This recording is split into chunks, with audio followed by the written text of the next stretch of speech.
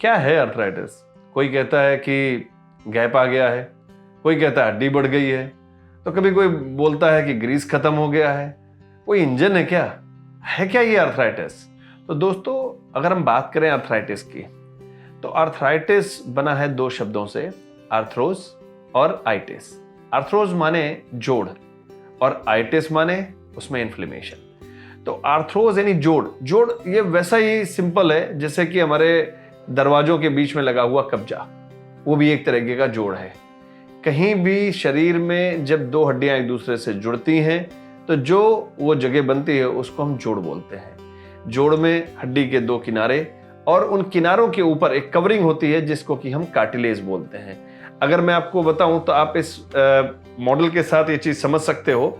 अगर इस मॉडल में हम देखें तो ये हड्डी के दो किनारे हैं, ये घुटने का जोड़ है और इन दोनों किनारों के आसपास आप देख सकते हो ये एक व्हाइट कलर की कवरिंग है जिसको कि हम कार्टिलेज बोलते हैं। ये कार्टिलेज इस जॉइंट को स्मूदन करता है और जिसकी वजह से जो ग्लाइडिंग है, जो जोड़ों का जो मूवमेंट है, वो बेहतर होके आता है। और ये दोनों हड्डियां एक दूसरे से इन लिगामेंट के माध्यम से, जो ये साइड में दो लिगामेंट दिख रहे हैं और बीच में जो दो लिगामेंट दिख रहे हैं और इसके अलावा दो सर्कल जैसे वॉशर जैसे लिगामेंट है, उनसे मिलकर के बनती हैं। जब कभी भी जॉइंट में इन्फ्लेमेशन होता है तो धीरे धीरे ये जो बीच का मेनिस्कस है, ये मेनिस्कस टूटने लग जाता है। ये उम्र की वजह से भी हो सकता है या किसी चोट लगने की वजह से हो सकता है। और ये जो कार्टिलेज की कवरिंग है, जो थिकन और जो प्रोटेक्टिव कवरिंग है, ये धीरे धीरे खराब होने लग जाती है। ये पतली हो जाती है या टूट जाती है।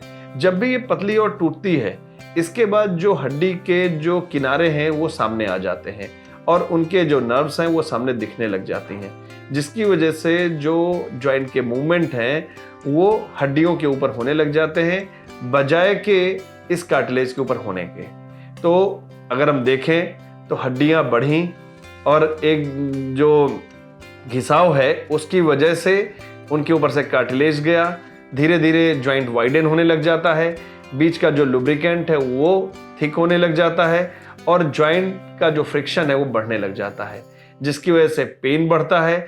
तो जो सारी बातें लोग कह रहे हैं, हड्डी का बढ़ना, गैप का कम होना, गद्दी का घिसना या ग्रीस का गाढ़ा होना या ग्रीस खत्म होना, ये सारी बातें एक ही हैं।